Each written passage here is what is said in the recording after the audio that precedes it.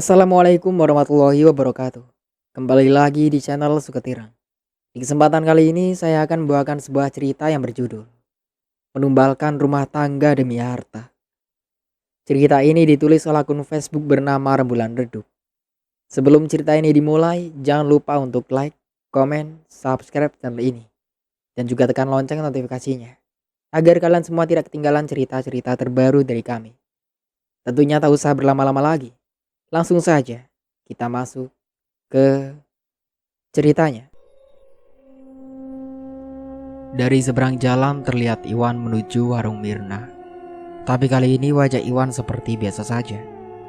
Malahan terlihat lebih lemes.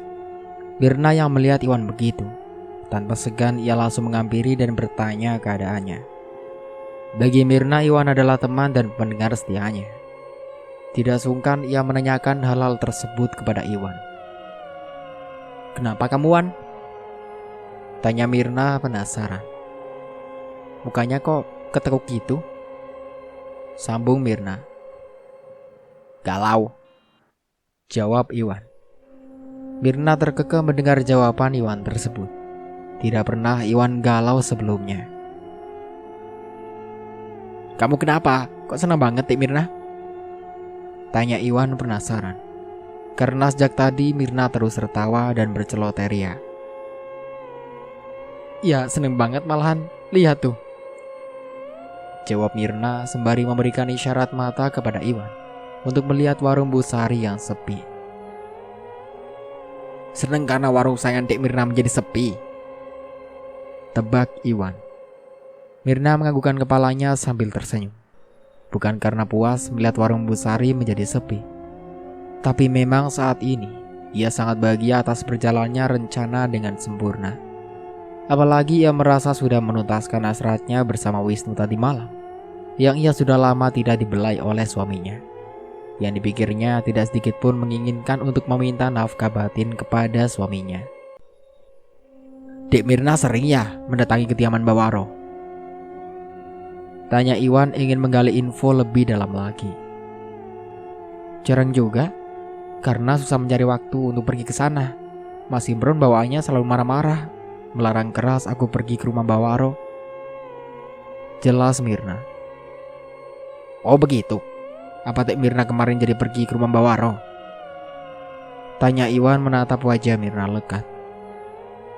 "Iya jadi, emangnya kenapa nanya-nanya begitu?" tanya balik Mirna. "Tidak apa-apa, cuma nanya," jawab Iwan segera membayar makannya lalu beranjak dari warung Mirna.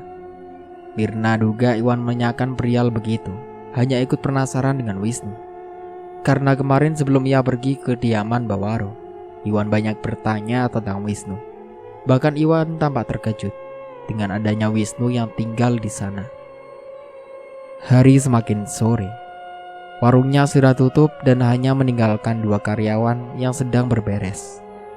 Sebelum Imron pulang dan menyiapkan teh khusus buat suaminya tersebut, Mirna pergi sebentar ke toko sembako.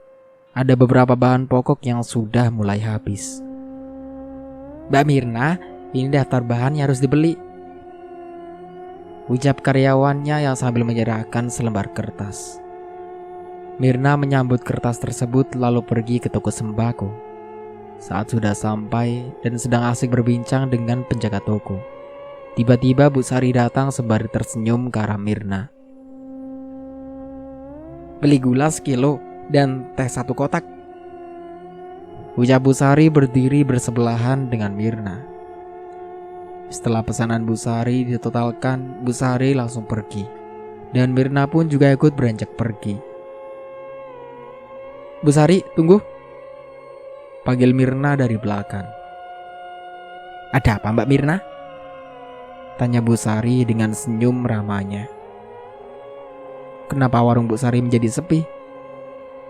tanya Mirna tersenyum sinis menatap wajah Bu Sari. Bu Sari hanya tersenyum sambil berkata, Mungkin belum rezeki." "Halah Bu Sari, bilang aja dukun Bu Sari kalah hebat," ucap Mirna menyunggingkan sudut bibirnya. "Maksudnya Mbak Mirna apa ya?" Tanya Bu Sari bingung. Bu Sari kan yang membuat warung saya menjadi sepi beberapa bulan terakhir.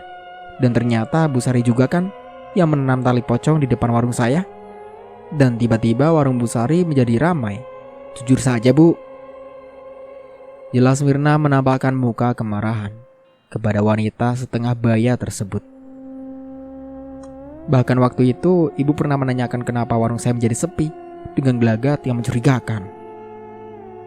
Sambung Mirna dengan intonasi tinggi. Saya tidak mengerti dan tidak tahu menau tentang yang diucapkan Mbak Mirna, jawab Bu Sari. Halah bohong. Rasain warung Bu Sari menjadi sepi. Mungkin ini karma, ucap Mirna melongos pergi. Untungnya perdebatan Mirna dan Bu Sari tidak ada yang mendengar, karena suasana sangat bising dengan kendaraan yang melintas. Saat di jalan, Mirna sangat merasa puas sudah bisa menumpahkan rasa sesaknya di dada. Walaupun Bawaro belum menyebutkan siapa pemilik dari tali pocong tersebut dan menanamnya. Sesampainya di rumah, Mirna secepatnya untuk mandi, lalu membuatkan teh untuk Imron.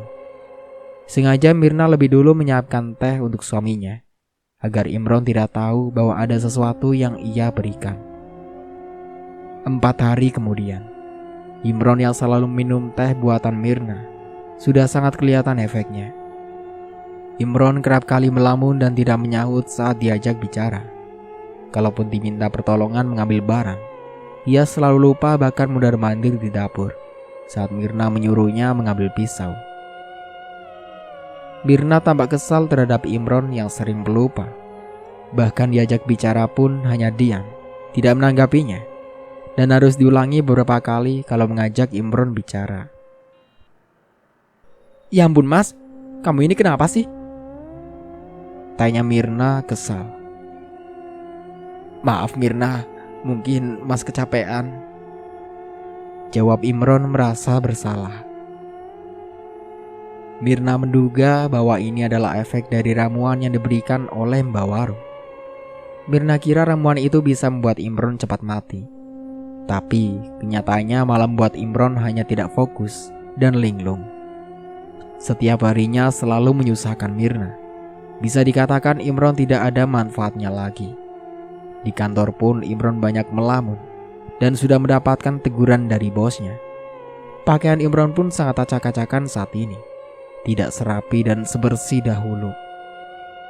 Beberapa orang menilai bahwa Imron kini sedang banyak pikiran.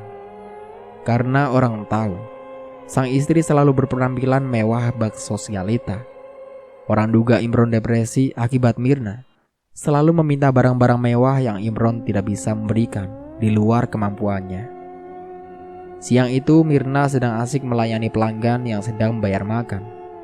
Beberapa di antara mereka yang mengenal suaminya banyak bertanya tentang Imron tersebut. Mirna, memang kenapa suamimu itu akhir-akhir ini hanya banyak diam? Apa Imron sakit? Sambungnya. Tidak tahu juga, mungkin sedang pusing saja, jawab Mirna santai. Jangan dibiarkan begitu saja Mir. Lebih baik bawa berobat ke psikolog atau psikiater.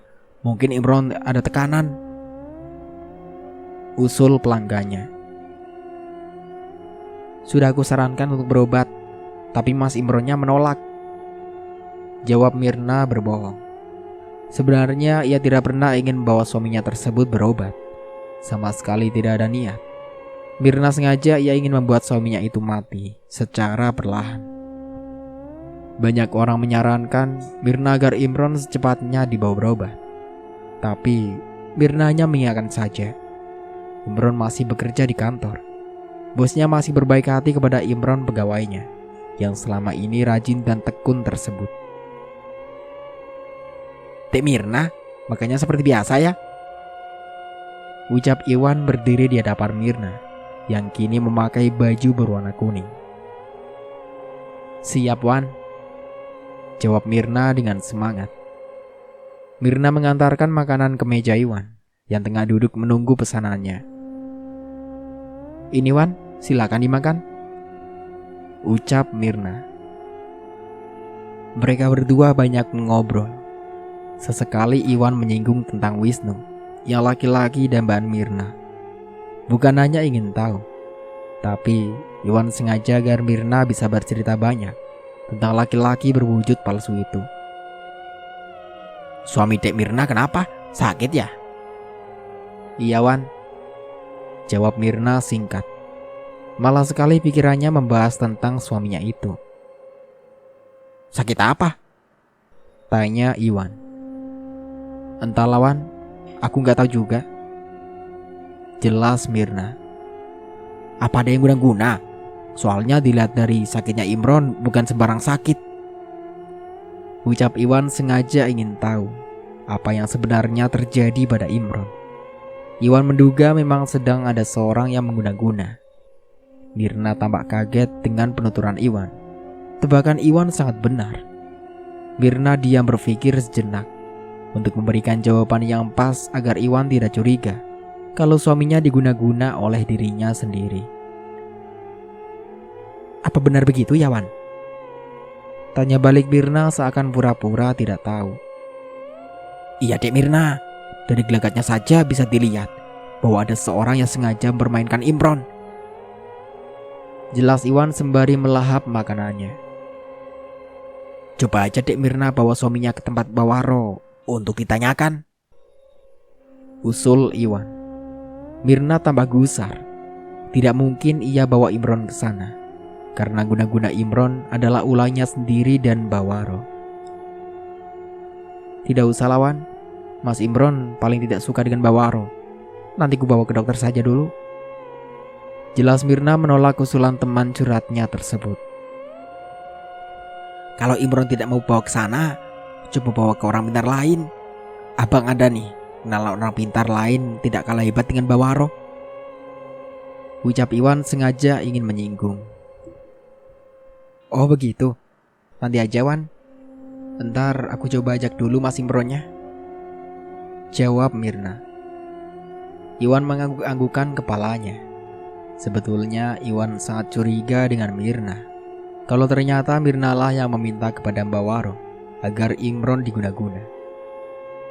Ia memang tahu kalau Mirna ingin bercerai dengan Imron, tapi ia tidak punya alasan, walaupun anak adalah alasannya. Tapi Imron selalu menolak kalau alasannya itu terlalu kecil. Sore itu sepulangnya Imron dari tempat kerja, kembali Mirna menyuguhkan teh hangat. Tapi kali ini bubuknya hanya sedikit dan sudah habis. Mirna tidak tahu nantinya kalau ia tidak lagi memberikan teh yang sudah dimasukkan bubuk tersebut. Apa Imron kembali semula atau seterusnya begini-begini saja? Mungkin ini harus dipertanyakan lagi kepada dukun yang sudah memberikan bubuk tersebut. Mirna pun juga sudah sangat merindu dengan kekasih misteriusnya itu. Mas, gimana kerjanya hari ini? Tanya Mirna. Sedangkan yang ditanya hanya nyelonong masuk ke dalam rumah, sama sekali tidak menyaut. Memberikan senyum atau pelukan seperti biasa pun tidak sama sekali.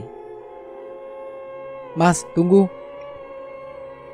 panggil Mirna sembari mengiringi langkah Imron sejajar. Imron diam mematung memperhatikan Mirna yang kini berada di hadapannya. Mungkin Imron berpikir kalau istrinya kini sedang memanggilnya. Kamu memanggil Mas? Tanya Imron.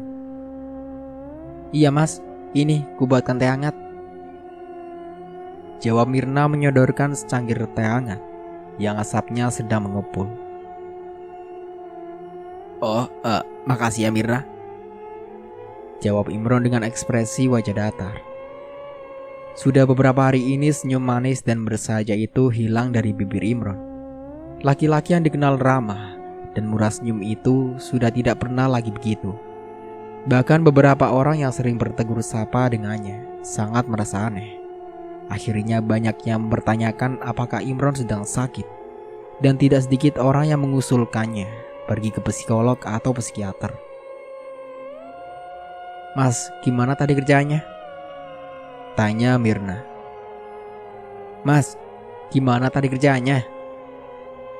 Tanya Mirna berulang kali hingga membuat Mirna kesal. Baik, Jawab Imron singkat. Apa sudah gajian? Tanya Mirna.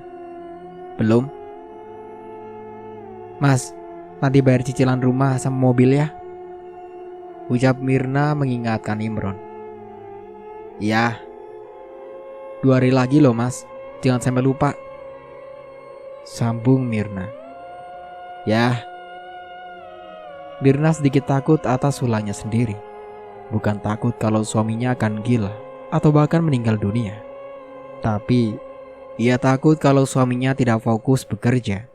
Bisa-bisa Imron akan diberhentikan oleh bosnya. Lalu ia akan kebingungan sendiri mencari uang. Sedangkan kreditan masih sangat banyak.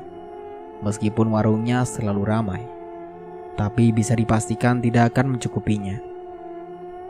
Uang simpanan Imron pun sudah ia ambil untuk dibelanjakan dan kini hanya tersisa sedikit. Mirna pun tampak sangat terbebani. Ia bingung kalau nantinya ia tidak bisa membayar, maka mobil dan rumah bisa ditarik.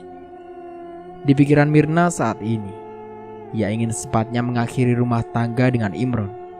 Mungkin itu akan nantinya bisa membuatnya lebih kaya bebas dari cicilan.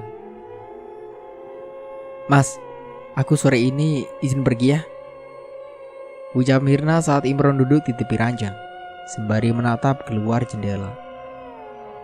Ya, jawab Imron singkat, tidak menanggapinya seperti saat ia sehat, yang kebiasaannya selalu banyak tanya.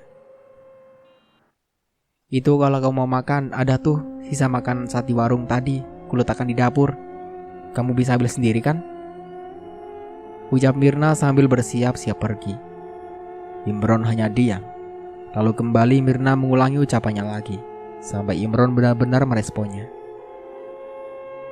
Mas, dengar kan? Ngerti tidak maksud aku? Tanya Mirna memastikan. Iya, mas dengar, jawab Imron. Mirna mendengus kasar. Ia merasa sangat capek dengan tingkah Imron. Saat Imron linglung begini pun, suaminya itu masih saja tidak mau menceraikannya. Padahal Imron sudah lumayan parah. Cepat sana mas, makan ke dapur, titah Mirna. Kita makan berdua saja Mir, ajak Imron. Tidak mas, aku mau pergi sekarang, jawab Mirna. Kok kamu mau pergi? Ucap Imron heran. Iya, kan tadi aku sudah minta izin sama kamu sebelumnya. Baru saja tadi, jelas Mirna. Oh iya? Mirna mengembuskan napas kasar. Lagi-lagi suaminya itu lupa sendiri akan ucapannya barusan. Kalau Mas Imron tidak nyambung gini, lama-lama aku capek mas, pusing. Lebih baik kita pisah aja, ucap Mirna lantang. Imron yang mendengar kata pisah sangat terkejut. Bahkan ia memohon kepada Mirna, jangan sampai berpisah. Walaupun Imron sudah pelupa dan linglung, tapi ia masih ingat akan rumah tangganya dengan Mirna dan ingin terus mempertahankannya.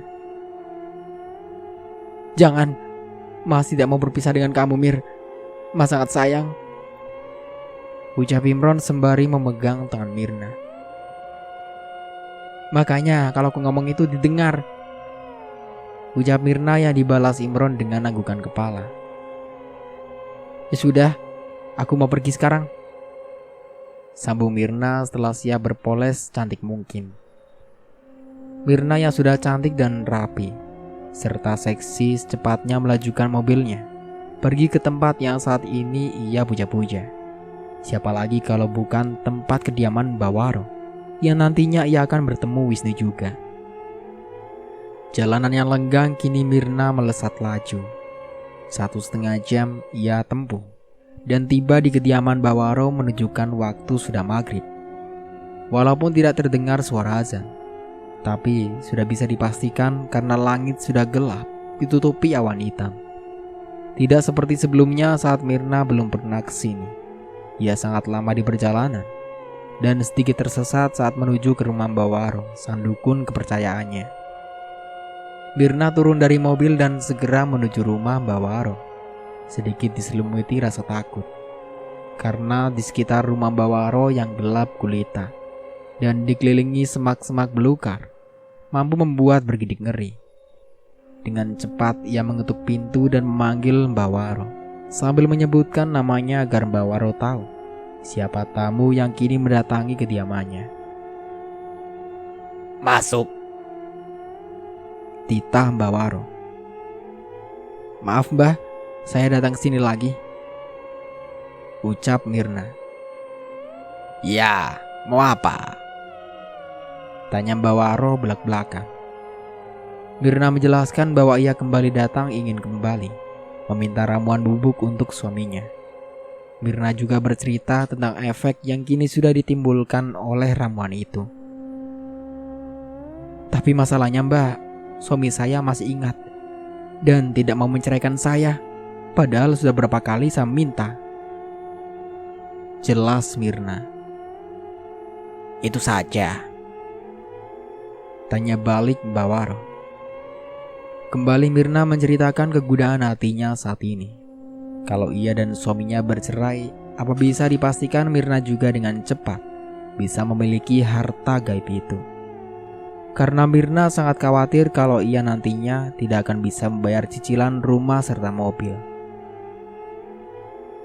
Apa bisa secepatnya Mbah? Tentu saja bisa. Nanti saya bantu, jawab Mbak Waro sembari tersenyum. Setelah berbincang-bincang masalah yang ditakutkan oleh Mirna, kini sesekali Mirna melirik rumah Mbak Waro, sembari memastikan apakah Wisnu ada di sini.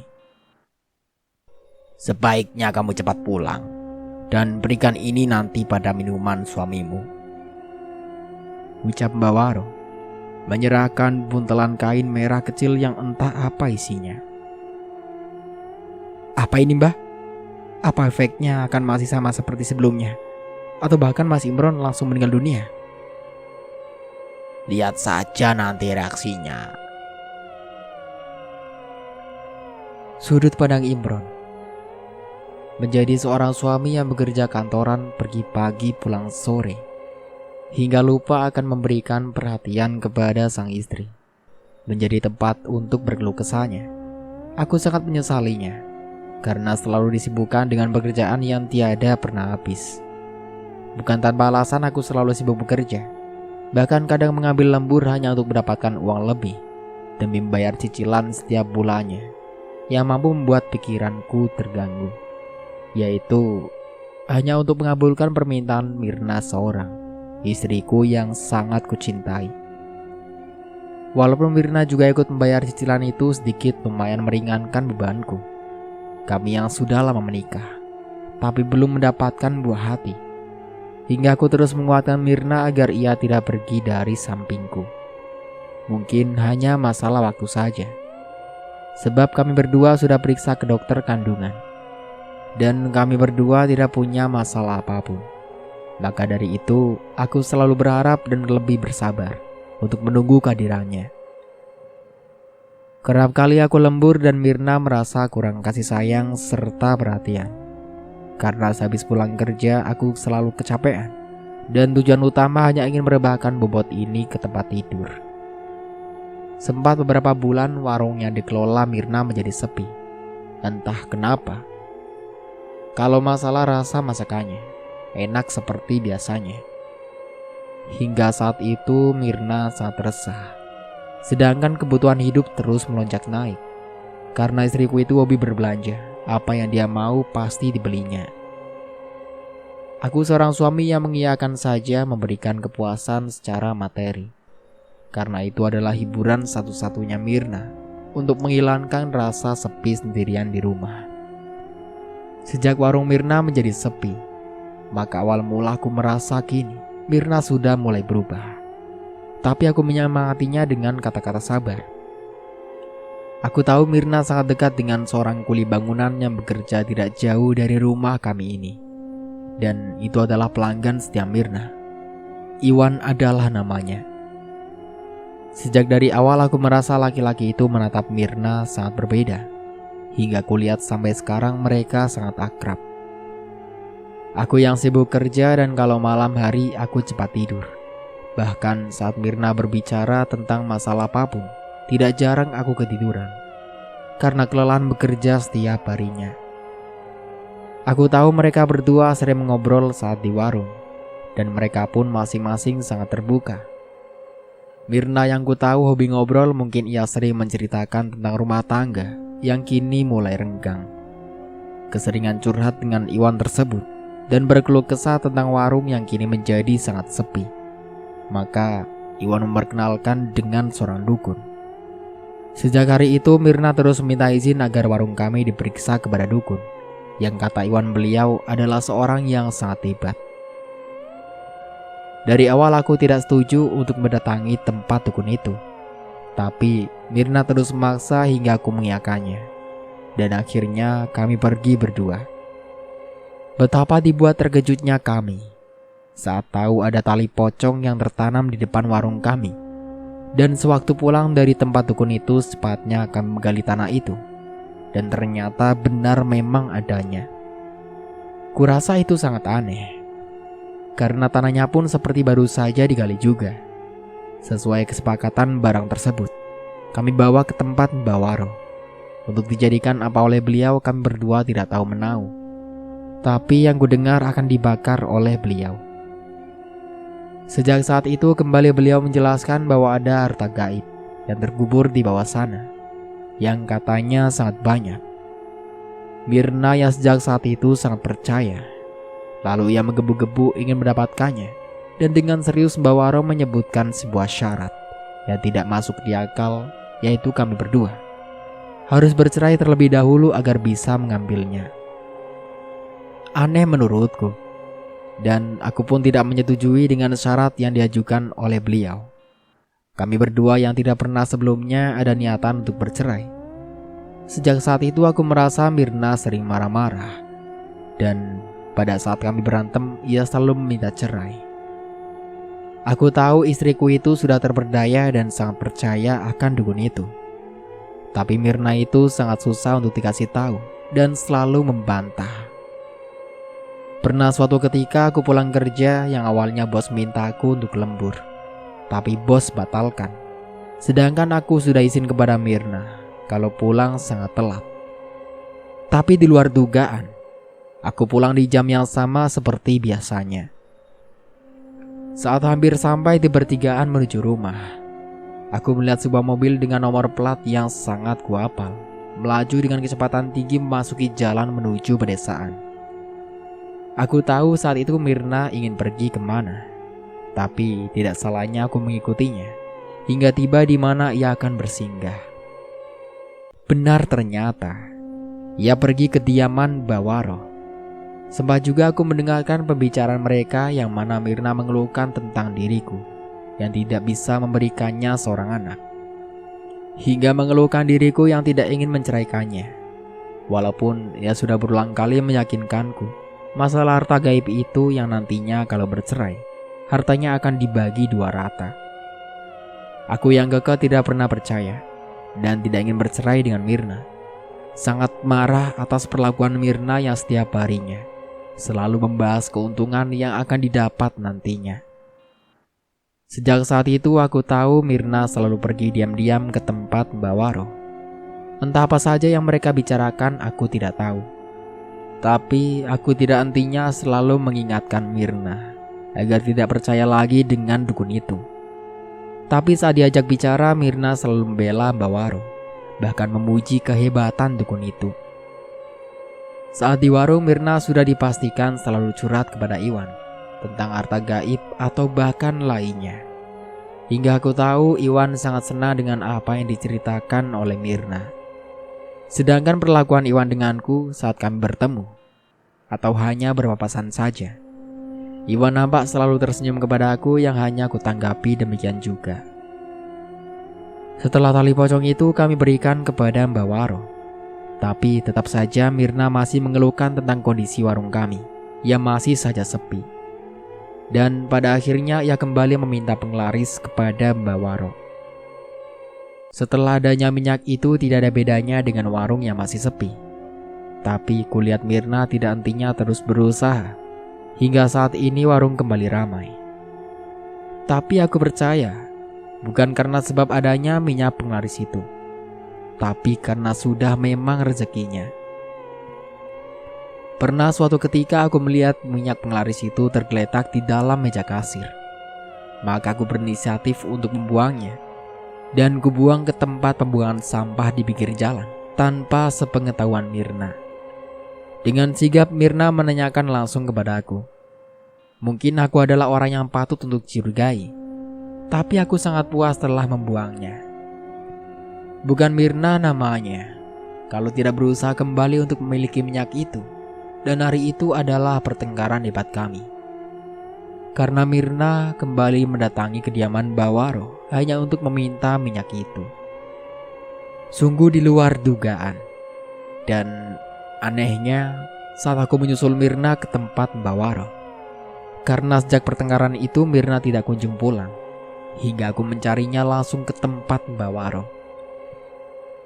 Dengan perasaan marah aku melihat mobil Mirna terparkir di depan rumah Bawaro. Dengan membabi buta aku berteriak dan menggedor pintu rumah beliau dengan kasar. Sebenarnya kalau ingin mendobraknya langsung bisa saja. Saat pintu dibuka, ternyata Bawaro yang membukanya. Tapi anehnya yang membuat aku tercengang, Mirna malah keluar dari kamar Bawaro dengan rasa dada yang bergemuruh. Secepatnya Mirna aku ajak pulang dan Mirna kembali masuk untuk mengambil tas yang berada di dalam kamar tersebut. Kurasa Mirna tidak mungkin melakukan hal-hal yang aneh apabila dengan dukun ini. Entah bagaimana perasaanku saat itu, tentunya sangat marah besar. Ada banyak pertanyaan yang hinggap di kepalaku. Salah satunya ingin menanyakan Mirna sedang apa di dalam kamar tersebut. Sesampainya di rumah, memang sempat kutanyakan, tapi Mirna menjawabnya bahwa ia hanya beristirahat sejenak menenangkan hatinya. Aku mencoba untuk percaya dengan istriku itu dan meminta maaf terlebih dahulu kepadanya. Karena aku merasa memang akhir-akhir ini seringkali marah-marah dan bersuara nyaring kepada Mirna. Setelah aku meminta maaf dan berjanji tidak akan pernah marah-marah lagi. Walaupun gimana pun perilaku Mirna, sebisa mungkin amarahku ini kuredam. Setelah aku terus bersabar dan terus membujuk Mirna agar jangan lagi datang ke rumah Bawaro dan jangan percaya lagi dengan beliau itu, akhirnya Mirna mulai berubah sedikit demi sedikit. Bahkan makanan dan minuman yang sebelumnya sudah lama tidak pernah ia suguhkan lagi di hadapanku, kini waktu-waktu itu sudah terkembali. Dalam beberapa hari terakhir, saat aku pulang bekerja, Mirna selalu menyambutku dengan manis, serta membawakan satu cangkir teh hangat sebagai penghilang dahaga dan capek. Pagi-pagi pun Mirna juga selalu menyadukan minuman untukku, yang kadang kopi atau teh hangat ditambah penampilan Mirna yang sangat cantik serta manis, hingga membuat aku bersemangat pergi bekerja.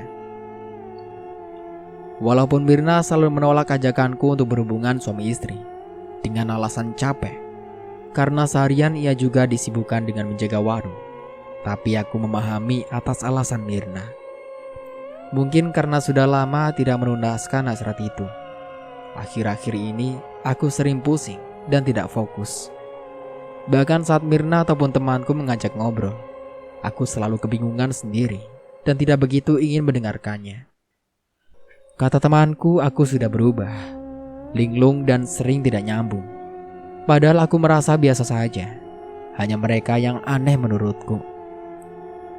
Bukan satu atau dua orang yang menyebutku sudah gila, karena perilaku yang nampak berubah jauh. Maka di antara mereka sering menyuruhku untuk berobat. Tapi aku selalu menolak karena sayang uangnya. Mirna pun juga sepertinya enggan untuk mengajakku berobat. Itulah alasannya membuat aku malas. Apa ini, Mbah? Apa efeknya akan masih sama seperti sebelumnya? Atau bahkan Mas Imron langsung meninggal dunia? Lihat saja nanti reaksinya. Mirna menganggukkan kepalanya, tanda yang mengerti akan maksud dari Mbak Waro. Mirna masih terdiam di tempat duduknya. Sesekali celingak-celinguk mencari keberadaan Wisnu. Ada rasa sungkan untuk menanyakan Wisnu kepada Mbak Waro yang terlihat enggan untuk berbicara lagi. Ada yang ingin ditanyakan lagi? Tanya Mbak Waro. Gak ada Mbah. Ya sudah, saya langsung pamit pulang aja. Jawab Mirna merasakan hatinya gelisah. Karena yang diimpikannya ingin bertemu Wisnu. Tapi Mbah Waro seolah tidak mengerti melihat gelagatnya. Mirna pulang dengan perasaan yang mengganjal. Menyesal karena tadi kenapa ia tidak menanyakan langsung kepada Mbah Waro keberadaan keponakannya yang tampan itu. Mirna berpendapat bahwa Wisnu adalah keponakan dari Mbah Waro. Karena kalau dikatakan anak, Mirna tak percaya karena tak mirip sama sekali. Kecuali Wisnu adalah anak angkat. Sesampainya di rumah, ia melihat sang suami mondar-mandir di depan pintu. Seperti ada yang dipikirkan. Mirna tahu bahwa Imron saat ini sedang linglung kebingungan. Mas, kamu nungguin aku pulang? Sapa Mirna sembari melangkah menghampiri Imron. Iya, aku dari tadi nungguin kamu. Jawab Imron bingung dan tidak merasa apa yang ia lakukan sejak tadi. Oh, aku mau langsung istirahat saja, ucap Mirna masuk ke dalam rumah yang diikuti oleh Imron di belakang. Besok paginya, Mirna beraksi kembali memberikan minuman yang telah dicampurkan dengan ramuan yang tadi malam diberikan oleh Mbak Waro. Setelah diminum oleh Imron tapi tidak sama sekali menimbulkan apapun, Imron masih saja seperti sebelumnya. Berlaku aneh seperti linglung. Kalau diajak bicara masih nyambung saja. Hari terus berlalu hingga 1 minggu bahkan 1 bulan kemudian. Selalu rutin minuman itu ia suguhkan kepada suaminya. Kini Imron sudah istirahat dari pekerjaannya. Karena selalu tidak fokus, bahkan beberapa rekan kerja Imron menceritakan suatu kejadian saat di kantor kepada Mirna tentang apa saja yang dilakukan Imron. Maaf Mbak Mirna, sebaiknya sepatnya dibawa saja Imron berobat. Waktu itu Imron cuma tiduran saja seharian di kantor. Diajak ngobrol juga tidak nyambung. Makanya Mas Imron diberhentikan oleh bos. Jelas rekan Imron yang sewaktu berkunjung ke rumah Mirna ingin melihat kabar Imron. Oh begitu ya. Saya juga bingung kenapa Mas Imron begitu. Bahkan akhir-akhir ini ia tidak pernah lagi ngasih saya nafkah. Bayar segala cicilan hanya mengandalkan usaha jualan saya. Jelas Mirna berbohong. Bahkan Mirna sangat senang setelah mendengar penuturan sang rekan kerja Imron itu, bahwa ramuan yang diberikan oleh Mbak Waro bekerja dengan baik. Kalau Imron sudah tidak sanggup lagi memberikan nafkah lahir batin, maka itu adalah jalan menuju sebuah perceraian yang telah diimpikannya. Setelah berbincang lama dengan teman kantor Imron, Mirna mempersilahkan temannya itu masuk melihat keadaan Imron yang kini tengah rebahan dengan tatapan kosong menatap dinding. Banyak perubahan dari Imron yang sangat nampak. Salah satunya badan yang kurus, wajah menjadi sangat tirus dan kelihatan lebih tua. Sesekali Imron mengedipkan matanya yang terlihat memerah itu, melihat teman kerjanya yang sedang sakit, entah sakit apa. Bahkan tidak mengenali sedikit pun tentang temannya yang datang menjenguk. Mas, ini ada teman kamu datang, ucap Mirna sembari duduk di tepi ranjang dan berusaha membantu Imron untuk duduk. Mirna melakukan ini sangat telaten. Kalau ada orang lain yang datang untuk melihat kabar Imron, ia sangat berusaha sebaik mungkin menjadi istri. Gimana kabarnya Mas Imron? Tanya rekan kerjanya. Imron hanya menatap sekilas lalu menganggukkan kepalanya sembari berkata, Baik. Aku kesini hanya ingin menjenguk sebentar dan mau memberikan titipan dari bos. Katanya kalau sudah sembuh boleh kerja lagi, tutur rekan kerjanya. Wah, terima kasih ya. Bilangin sama bosnya juga, cerocos Mirna. Iya, terima kasih banyak, sahut Imron. Untuk sementara aku cukupkan dulu ceritanya sampai di sini. Jangan lupa untuk like, komen, subscribe channel ini, dan juga tekan lonceng notifikasinya. Tentunya agar kalian tidak ketinggalan cerita-cerita terbaru dari kami. Saya Mang Dayun pamit undur diri. Kurang lebihnya mohon maaf, sampai jumpa kembali di part berikutnya. Wassalamualaikum warahmatullahi wabarakatuh.